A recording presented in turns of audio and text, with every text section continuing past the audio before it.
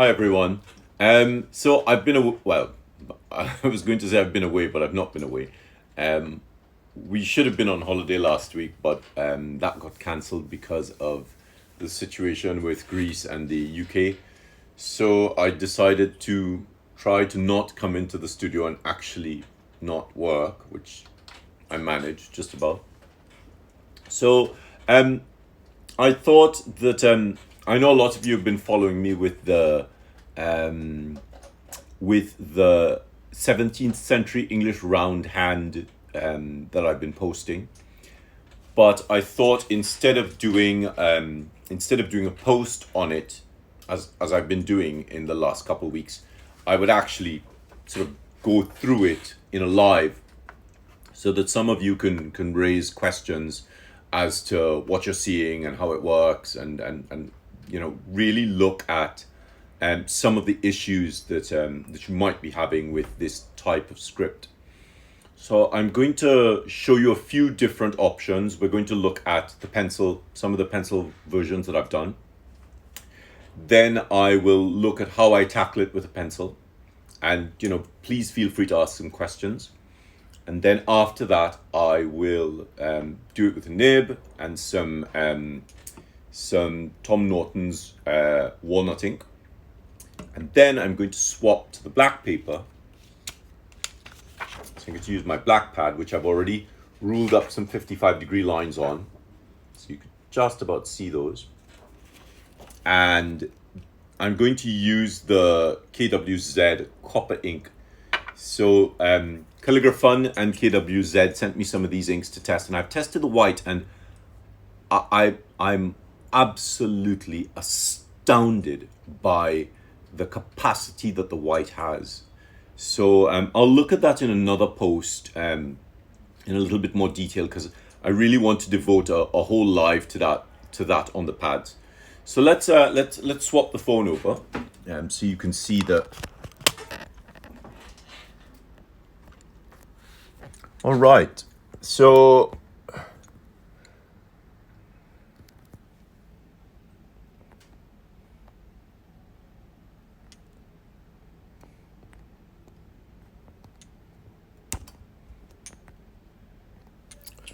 all right. So now the phone's a little bit high, so I can't really see what your any questions, but I will keep a check. I was hoping I could have seen it on my iPad whilst I was doing this, but obviously not. So these are some of the sheets that I've done, and you really get to see, there's a ton of research in here. So obviously I'm not going to get through all of these sheets, and these are some of the posts from before. So let's start off with the top line. I have yet to put these into alphabetical order, but I will do that eventually. So I'm using a Derwent 6B pencil. I've sharpened it, but I've sharpened it so the point isn't too sharp. So I go to the corner and I press just a little bit, just to make sure that I've broken off a really, really fine tip. And this is, so I always mark off 3 and 2, because most of the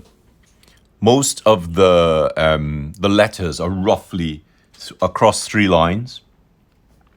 And there are a number of variable, just look at something really quickly here.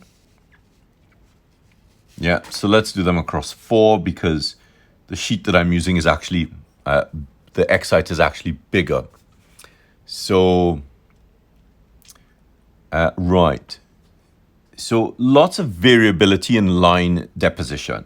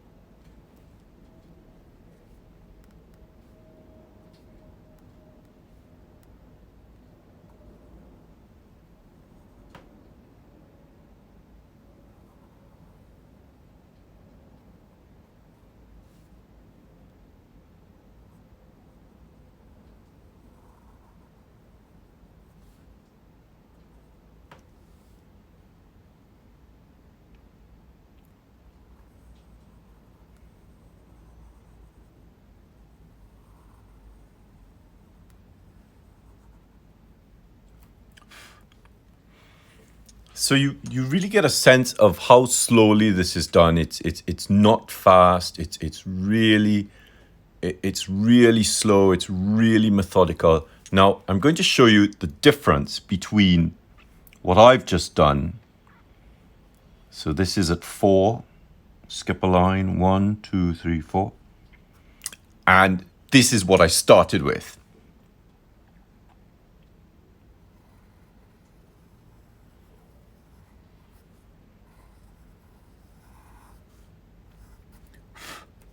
So you see a huge difference in deposition. So learning to control this tool was the first port of call with trying to get a better sense of the writing. So I went from that to this.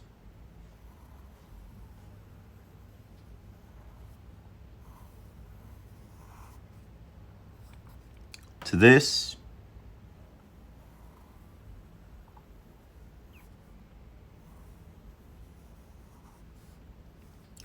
To this.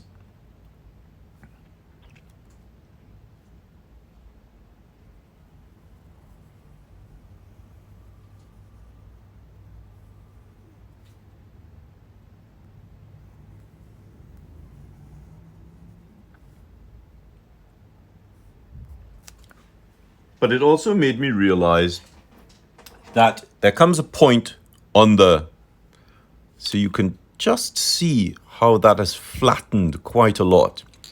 And at that point, you have to sharpen the pencil. So one turn in the sharpener can give you a dramatic shift in the way that the tool produces the line.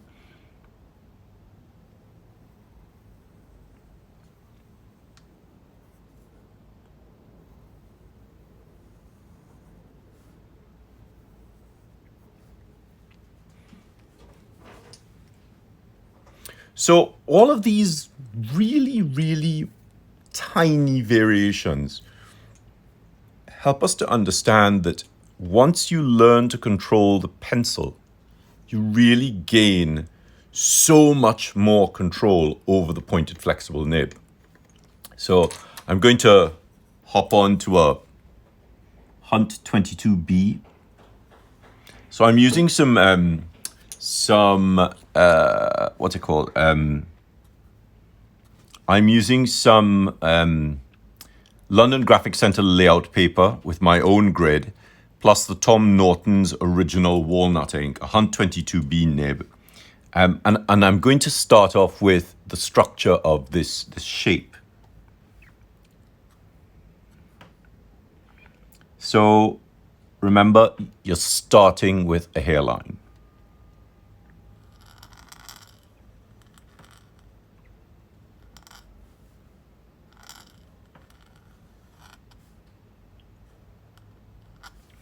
So already this tells me that this is too tall. So let's make it a little bit shorter.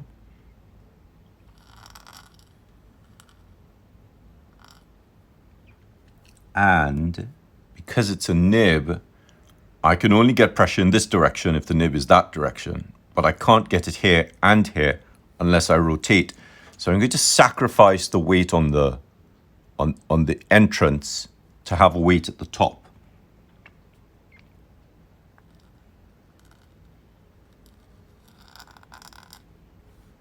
It's a straight line and a little turn. So I should have thought this through a little bit more, because that means that I want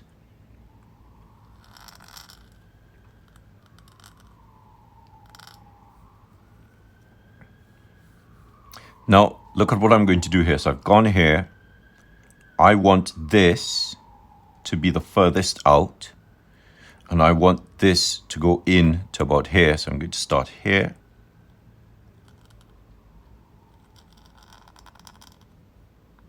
And I'm going to turn the tool back to the 55 to make a straight line so I can have some weight there.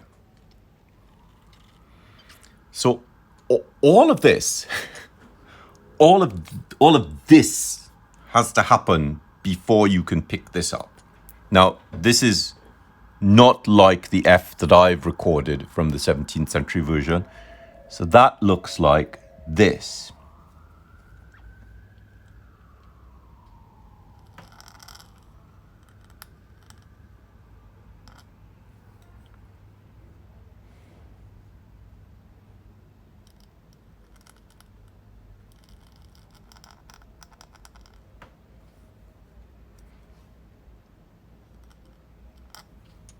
My hand is shaking so much. Actually, this is, I should not have done this today. This is the first time I'm writing in like a week.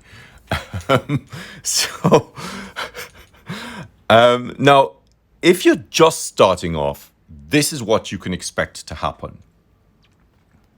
Remember, leave a space, going down 4.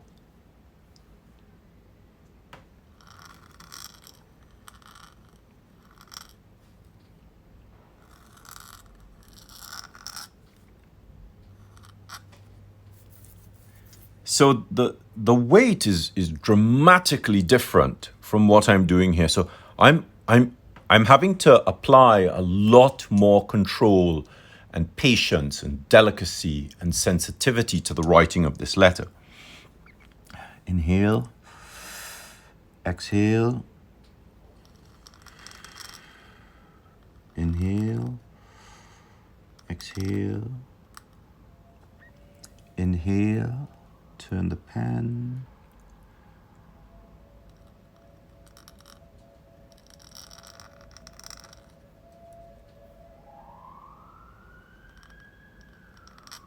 Now, you can really see the difference between these two letters. There's a sort of sensuous subtlety that this letter has over this. Just because the nib can give you this width of stroke doesn't mean that that is the width of stroke you should be writing. So let's move on to the other letters. Now also, the nib is so much finer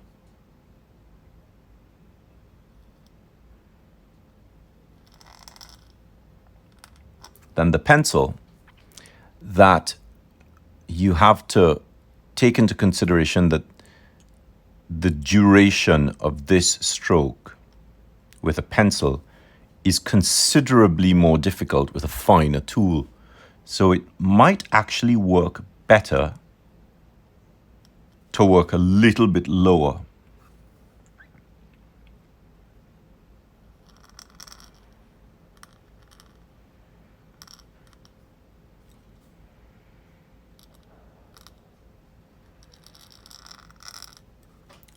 So already I'm feeling that there's less tension because it's such a long stroke. So I'm being a little bit more careful with it. So it's really important that you understand that the width of the line and the length, which I tend to call duration because it's how long you take to write it. That is really important in how it relates to the tool itself. So let's get a little bit more practice in.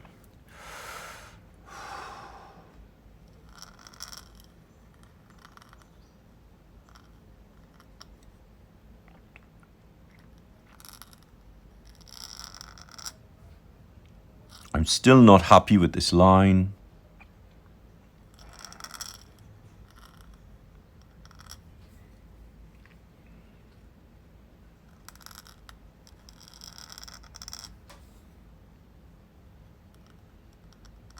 There we go. So I'm starting to feel better about the shapes. And you can see how long it's taken me to sort of get back into this much more sort of comfortable way of writing. So let's get through the other letters.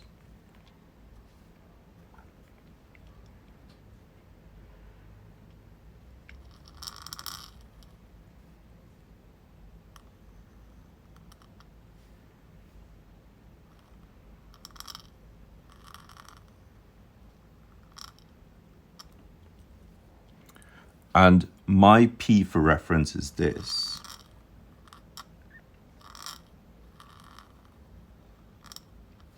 Again, I tend to stay on those 55s, whereas This is much more sort of circular rather than elliptical. Yes, we have an ellipse here, but it's always the overriding ellipse that you have to look out for.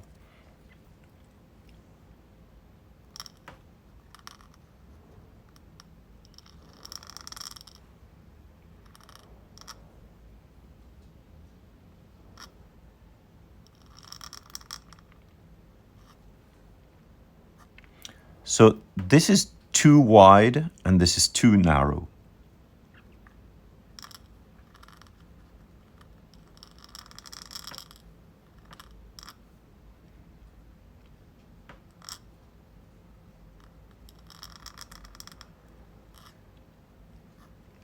And this is really important, a really important consideration. Now, when you're writing, I'm looking at this and I'm looking at this letter. So this is the H that I'm trying to produce, but this is a different tool. And so it works better slightly squatter because the thinnest line the tool can produce is probably 4 times thicker than the thinnest line that this nib can produce, which means that also needs to change. So the relationship of the scale of the letter and the deposition and the amount of pressure needed to create a slightly wider shade might force you to increase the vertical pitch, the vertical height of the letter, so that you can accommodate the correct width. So all of this I'm sort of having to sort of concentrate on whilst thinking of getting the letter to feel still quite historical.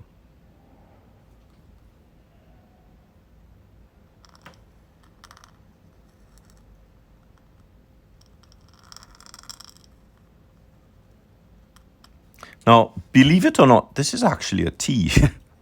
So technically what we should get is we should get this.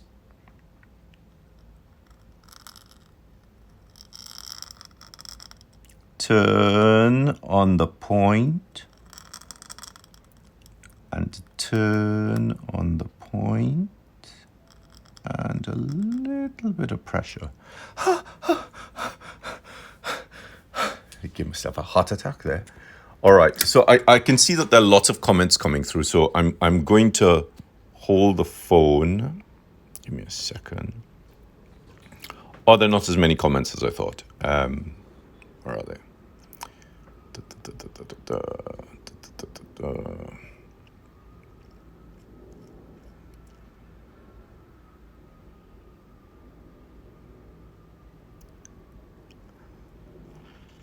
All right, so not that many comments about the structure of the writing. So I'm going to get back to it. So if you have a question about the writing itself, or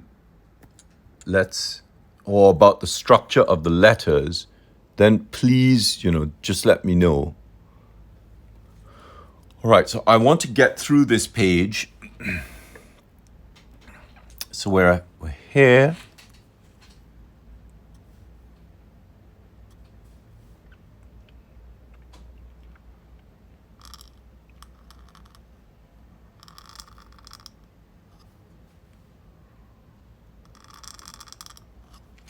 And this is something that's really interesting, when I'm writing my U,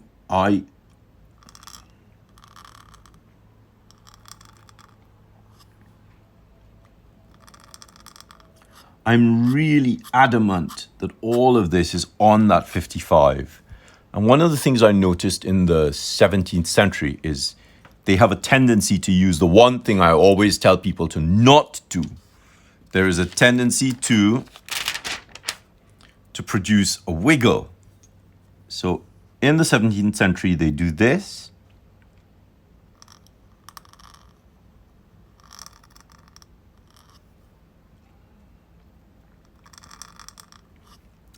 So that's on the 55, but that's not on the 55. And, there's sort of, there's an axial sort of twist where where those two lines overlap, And this is more of a circle, whereas you can see mine is definitely elliptical. So it's really important that you look at the overriding shape that holds the thing together.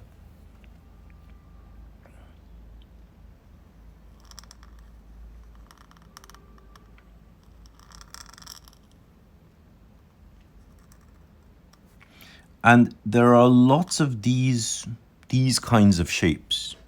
I find this so fascinating because this varies considerably. So you also have this.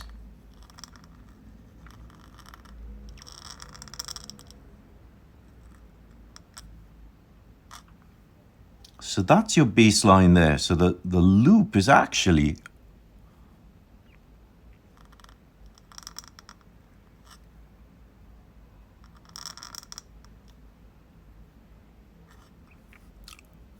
halfway up the X height. Then you have it where the loop is below the X height.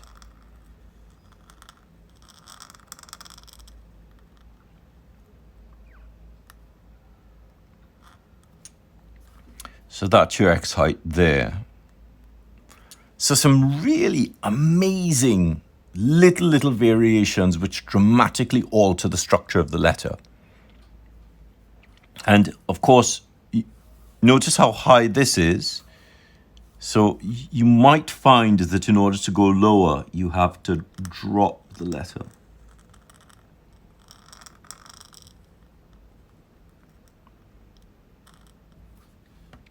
So you can see the sort of relative height of the letter in relation to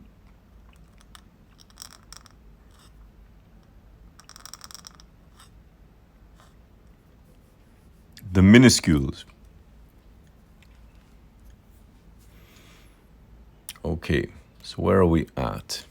I see some comments as well.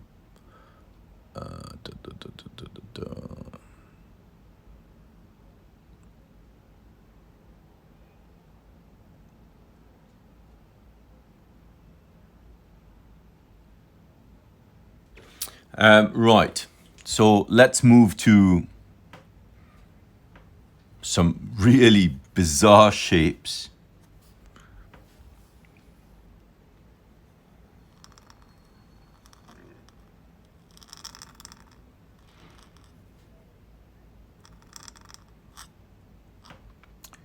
So that's a letter A, which I sort of struggled with until I saw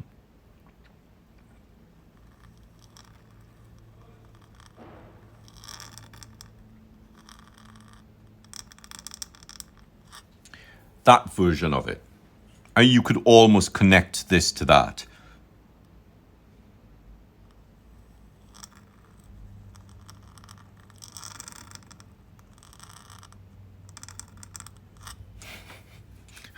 Which just creates some, quite a lot of confusion.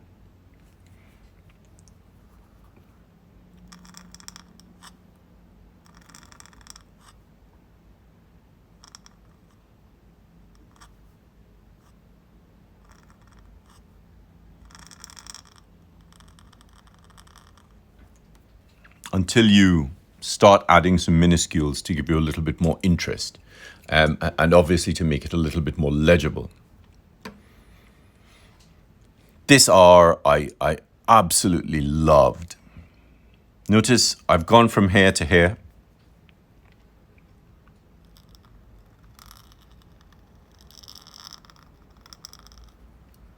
And I'm moving back to here.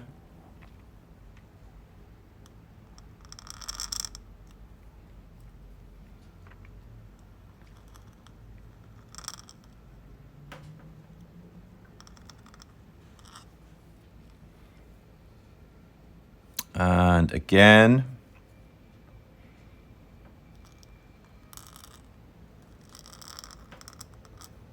Lift up. And move this into here so you can see. Lift up. Lift the hand up. Turn the nib. Go back through the shape. and pick it up there.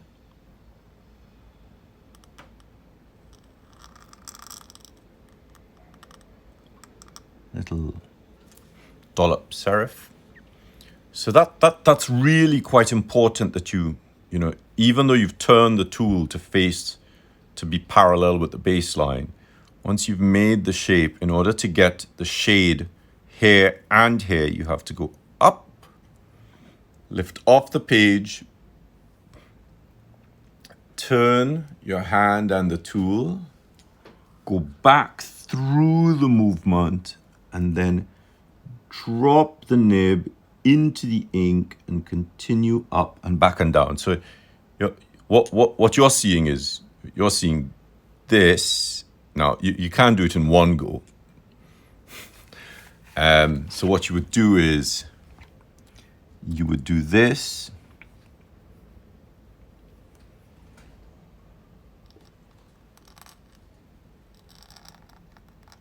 Tilt, pivot, turn, turn, turn, and press, and out. But that becomes quite messy, and you really want that to be really tight and clean and sharp.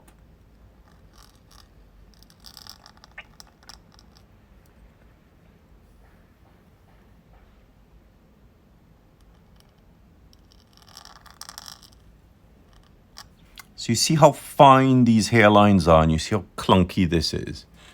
So that gives you a sense of that sort of flow and movement.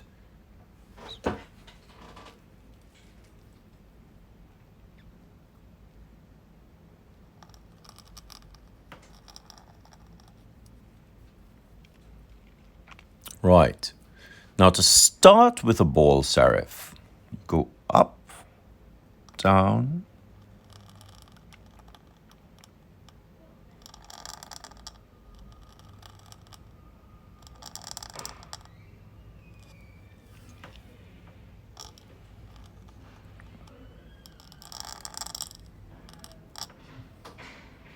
this key, I love this key. I think this key is amazing.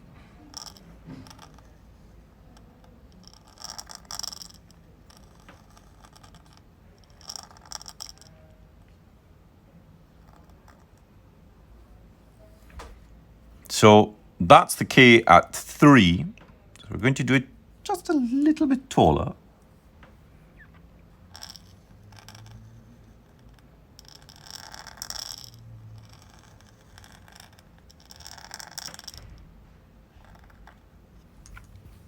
And you see how, by trying to confine yourself to this sort of, this triple line X height, it sort of feels really constricted. Oh, sorry, I cut that off. I'll do it over for you to see it.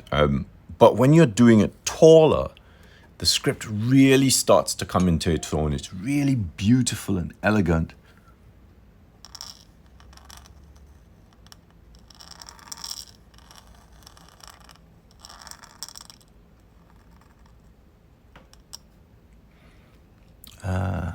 The J.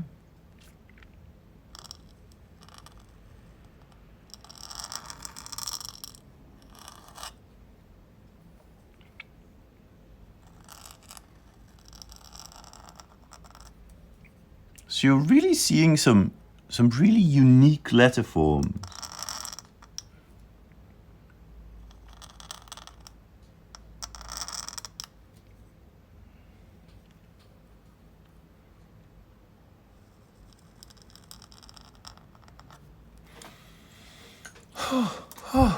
Wow. Okay, let's get the phone out of the jig so you can see the whole sheet. There you go. Right, let's look at some of these comments.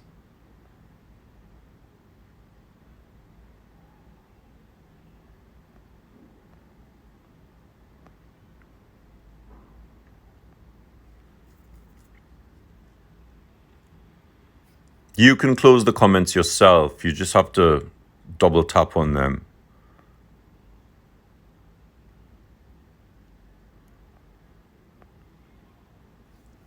Do we always tilt the nib to make some of the shapes? So So this is my own research that I'm looking at, and I find that when you're doing this kind of tilting, you get a little bit more flex on the nib because there's sort of different angles that you have to try and get to.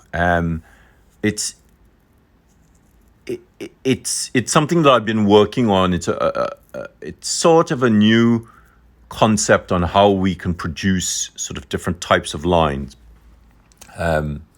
Right, now I'm going to swap this.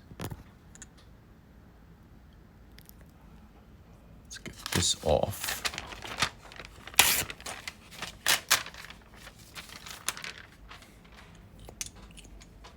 And let's close this, wipe the nib off. So I hope this is giving you a little bit of insight into some of the research that I'm working on, but also how you can tackle that research yourself. So I'm moving to a black sheet from my pad, and I'm going to use this KWZ Copper Ink.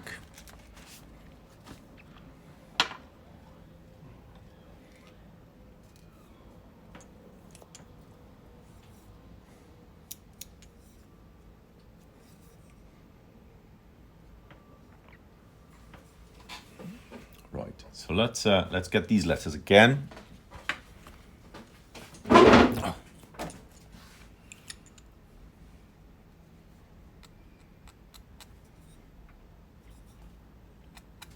Right, now I need a little bit of lift on here to get some. Right. So this nib is even finer, so I have to be really careful with it.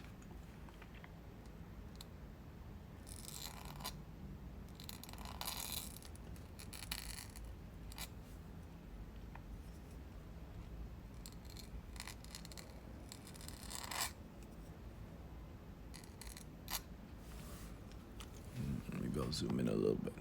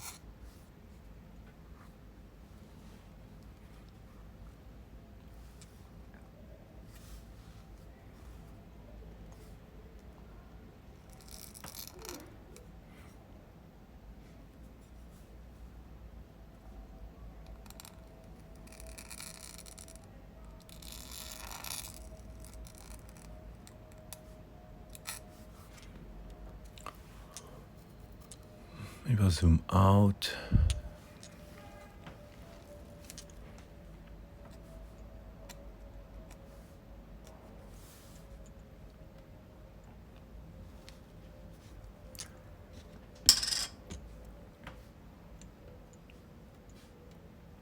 So the variations on the L,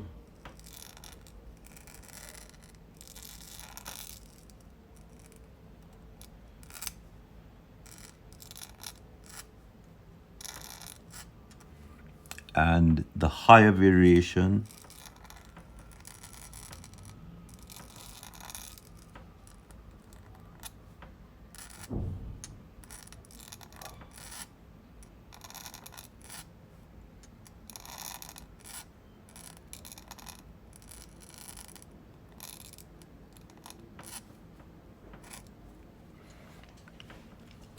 and that A variation.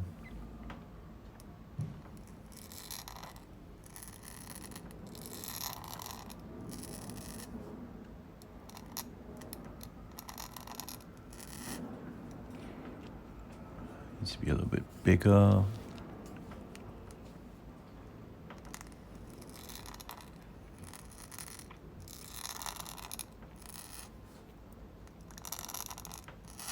Of course, one of the things that I noticed with these 18th century A's is they don't follow.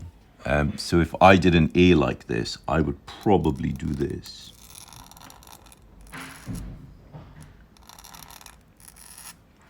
And again, I would keep those strokes on the 55. But these historical A's tend to be more, they tend to be more tilted.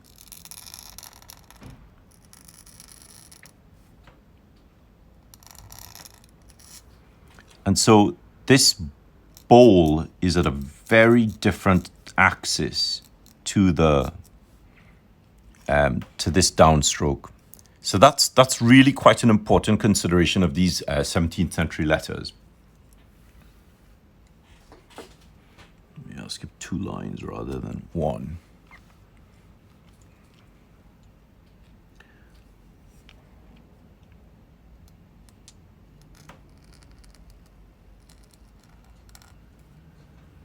I forget how flexible this nib is.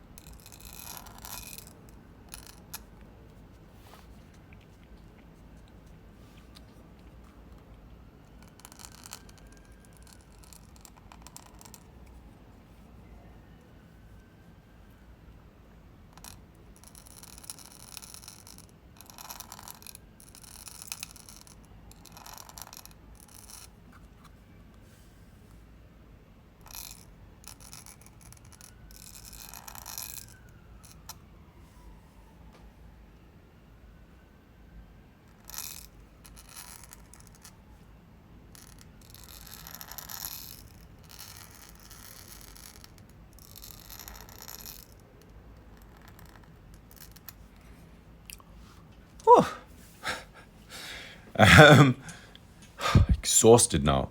So these letters take a lot more out of you to produce. They're really much more sort of invasive. They're much more technical, and there's a lot of sort of very, very slow breathing. Right.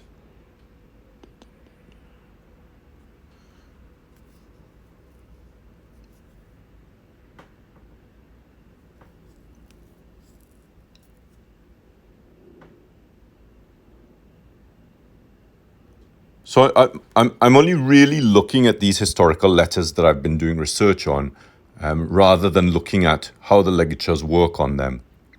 All right. Whew, absolutely exhausted now. All right. So I'll leave this in the Copperplate script variations folder on my IGTV.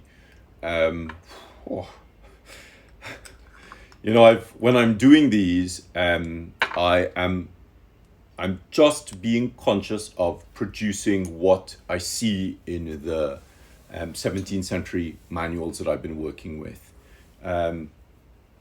which is very, very different to writing the letters that I'm accustomed to writing. So my Copperplate script that I've developed is based on my Fourfold Symmetry, which is based on this angular confinement principle. And that principle sits within this 55-degree parallelogram. So I know that I'm aiming for this. When I'm looking at the source material from the 17th century, it's a very different experience, because I have to take all my knowledge and understanding of tool work and line shape and structure and form, and put that into a different sort of mode to produce these 17th century letters, because the letters are not, they're not bounded by a 55-degree parallelogram. So I'm having to think of trying to keep this shape that is not exactly the shape that I know, so that I can reproduce the letter by allowing the level of skill that I have to help with the shapes in the letter, but not have it conform to the 55 degrees, which is very, very difficult. And of course, trying to explain what I'm trying to do as well, whilst going through this, is really difficult. Why do you think there's this deviation in the angle of stroke? You know, Copperplate script is written anywhere between 50 to 57 degrees. There are lots of things to consider when you're looking at the structure of the stroke. Like, where were they writing? You know, you're sitting at your desk and you're comfortable and you're warm and the ink is flowing and the paper is great. And they might be on a dock, standing at a slanted table, making notes on ledgers. And the ledger has to be kept open while the wind is blowing. And so there's all of this other stuff happening for them, which we never really think about because we're just sitting at our desks and writing. The shapes of the letters are different because, of course, as we move from cancellaresca, cursiva, into what I refer to as Proto-English Roundhand, which is not quite English Roundhand. And then we see the evolution of things like Italien and a sort of a blending of some of the Jan van der Velde scripts that we see in the Netherlands, and the Ronde is developing in France at the same time. So there's a lot of sort of jostling of scripts, and the ink's different because, of course, the paper in England is different to the paper in France, in Italy, in Germany, in the Netherlands. The tools are different, the inks are different. So there's a lot to sort of consider about what's happening whilst writing. And that's one of the reasons that I've found this research so invigorating, because we have great materials at our disposal. We have really amazing materials that just that allow us to produce good lettering, because the inks work really well with the nibs and with the papers. And historically, when you look at Italian papers from the Amalfi Coast, some of the beautiful sort of 16th and 17th century papers from Italy are made for cancellaresca, and they're not made for copperplate. So the fibers are not as compressed, and they're a little bit looser. So as soon as you have ink, the fibers start to pull away a little bit from the surface. That's the alarm being tested. And as they're pulling away from the surface, there's a tendency for those fragments of those filaments of paper to drag along the surface and make little blotches. And then you start thinking, is that shape a shape that was made, or is it a shape that happened because the paper sort of pulled a little bit? So there's all of that to think about. Now, as you move across Europe from Italy into France, and then across into England, the paper is very different, because English Roundhand requires pressure, and when you press on the nib, the tines open. So when they open, you have all this ink here, and you have the tines opening, and you have the ink there, and so the paper starts to destabilize itself. And then as the tines come back together, they're pulling the fibers. So the paper had to be a little bit more substantial, a little bit harder on the surface. And that's why, if you're learning copperplate script, a more solid paper is better than a softer paper, because if the paper is too soft, the ink basically sinks down into the paper rather than sitting on the surface of the paper. So there's all of that to consider. And so, you know, and when you're using a pencil to work with, the pencil gives you so much variety of line that you have so much more scope, because of course, as you saw with the pencil at the beginning, you can press on the pencil here and here and here and here and here and here and here. But you can only press if the nib is facing the 55. You can only press here, right? And so you come up and around. You can't press here, because if you press here, you're pushing, right? So you can't do that. So you come back around, and then you come up and you come down, and then you can press here. So the nib has to move to accommodate the different places that the pencil can accommodate pressure, which the nib can't in those places. So the research is really fascinating from that point of view, because you're really looking at the letters. So I know lots of you have copies of the Universal Penman. And when you look at the Universal Penman, what exactly are you looking at? Are you looking at the letter? Or you're trying to copy the letter, or you're trying to approximate the copy of the letter? So consider this for a second, right? So you're looking at the Universal Penman, and I know many of you know that I use a straight holder to write with, but you're using an oblique holder. Well, there were no oblique holders when English Roundhand was written.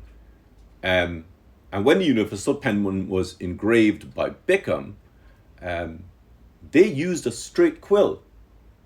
So you're using an oblique holder to try and produce a letter written with a straight quill, and you're sitting there thinking, what am I doing wrong? So that in itself tells you that you can't produce those shapes that you're seeing in the Universal Penman with an oblique holder, because that wasn't the tool that they used. Okay, so,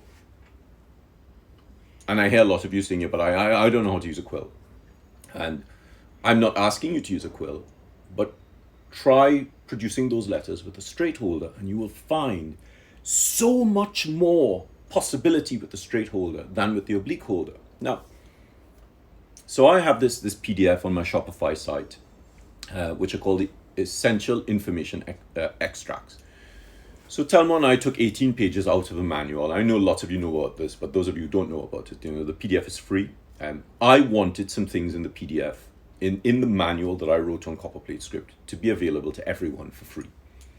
And one of the pages looks at the comparison between the oblique holder and the straight holder. Now, I've had people say to me before, yeah, but you're being really pedantic about it, and you know, the oblique holder is easier to use. Okay, fine, yes, it is easier to get into the script, but once you start writing the script, you'll find lots of problems. You don't know what the problem is, but you're experiencing the problem. So how do you cross the top of a majuscule T or an F? Or you produce weight at the bottom of a Q or an L. So to turn the oblique holder to do that, just sort of like there, right? Which is a nightmare. So I've had some people say to me, oh, I have an oblique holder and I have a straight holder, so when I have to do the top of the T, I use a straight holder. Well, that would never happen when you're writing, right? So how are you producing the letter? And on a much subtler level, right? When you write with an oblique holder, there is a natural tendency for the holder to spring open because the nib is a little bit lower. So your script tends to be a little bit wider. The letters are a little bit, there's more shade to the letters. So I'm writing and I have these really delicate little letter forms, and the shades are really thin and really narrow. But if you're using an oblique holder, because the nib is flatter to the page, it springs open, so there's more nib, more ink, and there's more thickness of shade on the letter. So that's one of the first problems. The next problem is there is a tendency, sorry, I'm just sort of waffling on. There's a tendency for the when you're writing Copperplate script, right? And so you're really starting to see how I think, okay? When you're writing Copperplate script is a pull and push and pull movement with a straight holder. With an oblique holder, it's a push and pull movement. And so, but the oblique holder also generates more speed. So trying to write slower with an oblique holder requires a lot more sort of care and consideration. And you have to sort of control the tool. So you're fighting with the tool. You want to be in control of the tool, and the tool wants to do what it would naturally do. It would move a little bit faster. That's why Spencerian script is great with an oblique holder, because it's a faster script, and so the structure, the shape, and the angle of the tool generates speed. Whereas with a straight holder, you're much more regimented in the movement, so it slows you down in a way that helps helps you to construct the letters a little bit slower and a little bit more rhythmically, whereas an oblique holder in Spencerian script creates this slightly sort of galloping effect across the page, which is what the script looks like, what it feels like. I'm going to shut up now. Just sort of waffling on. So I saw some questions. Really sorry. Greetings from Italy. Hello, Maro.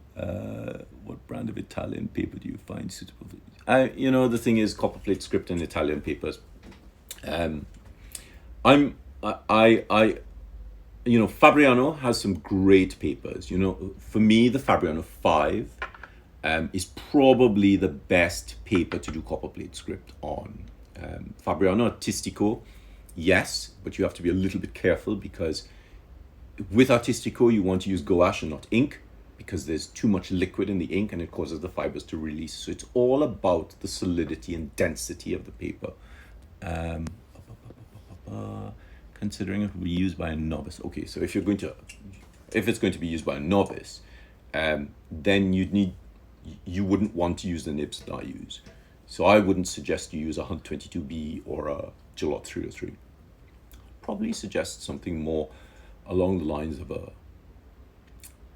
I wouldn't suggest a Nico G either, because you have to press so hard with a Nico G that you're actually training yourself in really bad habits. The aim of Copperplate script is for you to learn delicacy of touch, and a Nico G doesn't teach you that.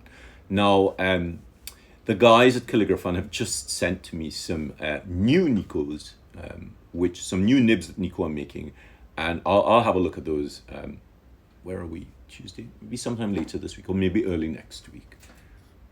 And for square nibs. So that's a whole other question. So let's see.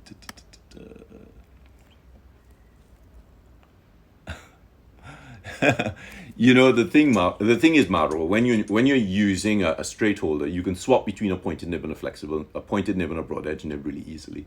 I remember going to a class, and this girl was using an oblique holder with a broad edge nib in it, and I was like, "What are you doing?" And she said to me, "Oh, my teacher taught me this," and I had to actually sit there and try it to see if it would work.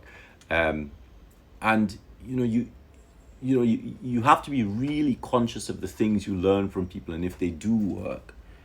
Any tips for left-handers? So, Ozpa, have a look at the PAScribe Shopify site. You'll find it in my bio.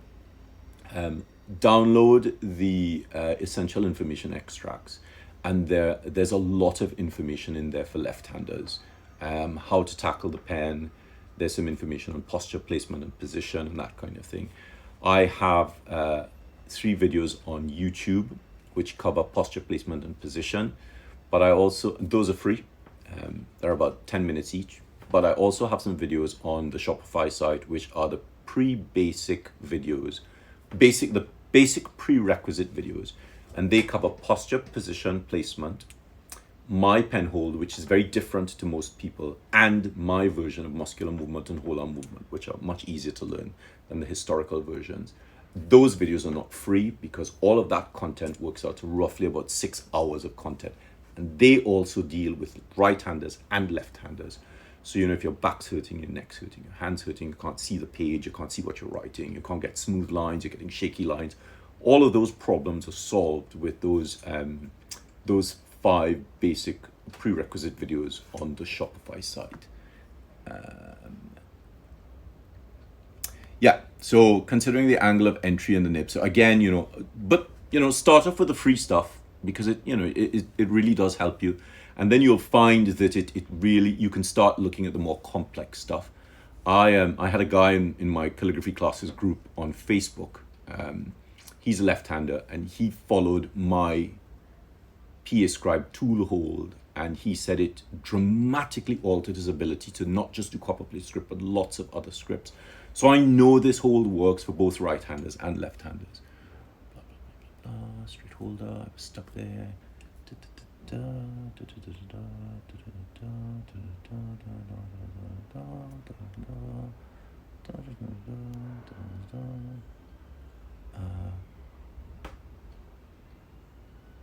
Why are we learning about the psychology behind calligraphy?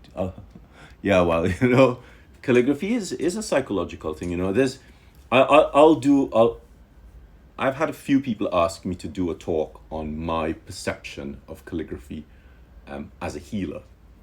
So I nearly lost the use of my thumb through repetitive strain, and I started studying Reiki as a result of that. And because of the Reiki, and you know, I used to sing, and so because of the Reiki and the singing and the rhythm and the breathing, I started to see really interesting connections energetically on how writing works and why we're connected to our writing. You know, some of you use writing to release tension. Some of you look at other people writing and you really feel the sort of structure of the writing. You feel it. You really feel it in your heart, and your heart chakra starts to churn. And if when you're writing, I'm talking, I have goose flesh all down the back of my neck. If when you're writing, you start to pay attention to how you're feeling, you'll find that it's sort of centered around the heart. The heart starts to get warm, and you know, and you might feel a little bit more emotional. I'll get into that in another live when I have more time. What's a good nib ink combo for your blue pad? So, all right. So all of the pads have a QR code on the back. Yep. You see that QR code? So just scan that QR code, and that QR code has a ton of information. And all of that information that you need about the pads is on that QR code. There are lots of videos. There are 15 or 16 alphabets that I've put up in the QR code, which Telmo and I have worked really hard to get to you. And there is an explanation about the blue pads in there. So please look at that information. It also teaches you where the light needs to sit for the black pad. So please look at the information. Those of you who have the pads, can I see some hearts for those of you who have the pads? No hearts. Nobody has the pad. Oh my gosh.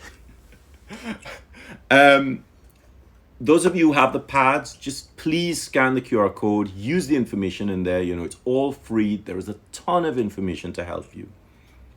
Hearts, yay! People have pads. Am I on Skillshare? No, I'm not on Skillshare, not yet. You're more than welcome, Mauro. Just next time I come to Italy, when I can't travel, you need to feed me, you know, because I love Italian food. Actually, my favorite restaurant in Italy is actually is a little restaurant called Trattoria da Mauro in Milan. So let's see. I'll look at the links. So I'll post this. I'll post this live in my PAScribe IGTV Copperplate Variations, as it's part of that. But I'll also post it on YouTube so that some of you have better access to it. practicing Copperplate with an oblique holder since a year, and I've just started reading your Copperplate manual. Thank you very much, Reach. It's really making a difference. I'm glad the manual is making a difference. So there are also some meditation lives that I did during lockdown, and you can find those. You can find them on Instagram in my IGTV, but you can also find them on YouTube, on my PAScribe YouTube channel. And they're really good, those meditations, if you're feeling really stressed or tense or you know, just the situation of COVID is getting to you. Please use the meditations. They're really helpful.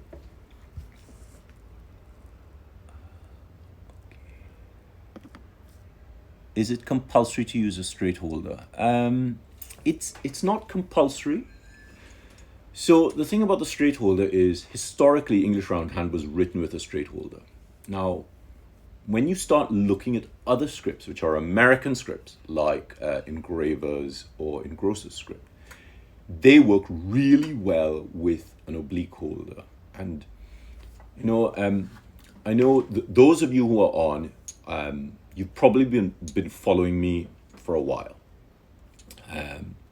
And you know that I have a very specific approach to writing, and I try to get you to be a little bit more conscious of what you're seeing and what you're trying to achieve. So if you look at engravers and engrossers, you'll see that so I've shown you that the line of universal beauty, my line of universal beauty is based on a series of sixths, and the top sixth and the bottom sixth are where the curves are, and the middle 2/3 is on the 55. So the middle 2/3 of that line, of the line of universal beauty, is on the 55.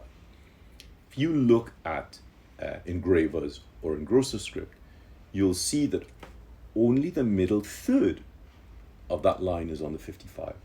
So where is the 2/3 on? So that should help you to see which tool works better for these kinds of scripts. Engravers and engrossers work wonderfully with both a straight holder, but more importantly with an oblique holder, because of where the deposition of weight is. And that's something that you can find me looking at a little bit in those essential information extracts, which you can find on the Shopify site. You haven't found them in the US. What haven't you found in the US? Crafts by Pause. What haven't you found in the US? The pads. So the pads, I think John Neal should have them by now. I know Paper Ink Arts definitely have them. In Canada, I'm not sure. In Canada, you might need to message Rodia and see what's happening, because you know COVID has really slowed down the pads and their delivery. I know that they're in some Asian countries. I know they're in Malaysia and and Singapore and Hong Kong. I know that they haven't reached Australia as yet. They are on their way there.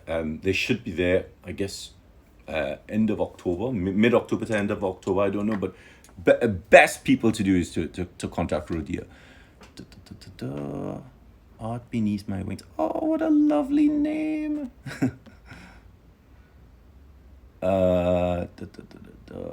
And whenever you're tired of Europe, come to Brazil. Yes, come to Brazil and have some vatapá and some acarajé, which I love. Right. Okay, I'm gonna go because I think I am going to get a message to say you have 0 minutes left. Thank you very much for your time. I didn't mean to sort of ramble on for so long. Sorry about that. I hope it's been useful and I hope it's been helpful. I will leave the video up so that you can look at it at your convenience and make some notes. If you're confused about anything, just leave a message in the comments of the video so that at least other people watching the video will also benefit from it. All right, so thank you very much for your time. I have some other stuff on. There's a lot going on, so I'm trying to make my lives a little bit more every other day rather than every day because of the other things that I have planned. I have a project that is coming out, which I know you will love. I'm going to shut up, otherwise I will end up talking about it. Have a nice day, and I will see you guys soon.